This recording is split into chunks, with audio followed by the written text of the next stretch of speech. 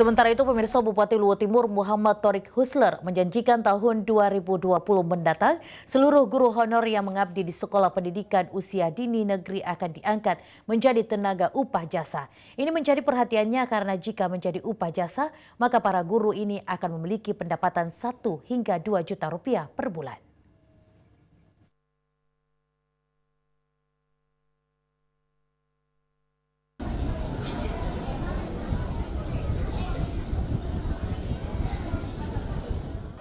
Acara Gebyar Pendidikan Usia Dini yang dilaksanakan pemerintah Kabupaten Luwu Timur di Aula Rumah Jabatan Bupati Luwu Timur menjadi harapan baru bagi guru taman kanak-kanak yang mengabdi di TK negeri.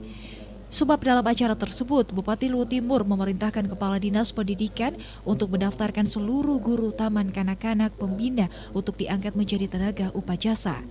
Dengan demikian, maka penghasilan guru honor yang mengajar di sekolah taman kanak-kanak bisa bertambah dari 600.000 per bulan menjadi 1 sampai 2 juta per bulannya.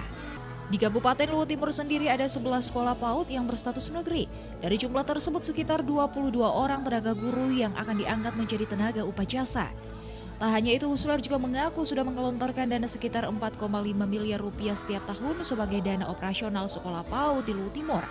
Tapi di tahun 2000 ini saya masukkan khusus guru-guru TK, tetapi untuk yang negeri dulu. Ya, negeri, jadi ada tiap TK negeri saya yang disebut dengan TK pembina itu 2 orang saya upah jasakan. Ya. Setiap TK pembina? Tiap TK pembina, ya. Kalau selama ini gimana? Selama ini mereka belum, hanya mendapatkan ya BOP yang saya siapkan 600.000 per anak itu per tahun. Ya, itu yang mereka pakai.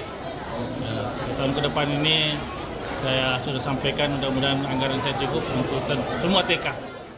Dalam Gebyar PAUD tingkat kabupaten kali ini berbagai lomba dipertandingkan dengan tujuan untuk mewujudkan generasi yang terampil, cerdas dan berkarakter menuju Luwu Timur terkemuka. Dari Luwu Timur, Son Abdurrahim, Solebes TV.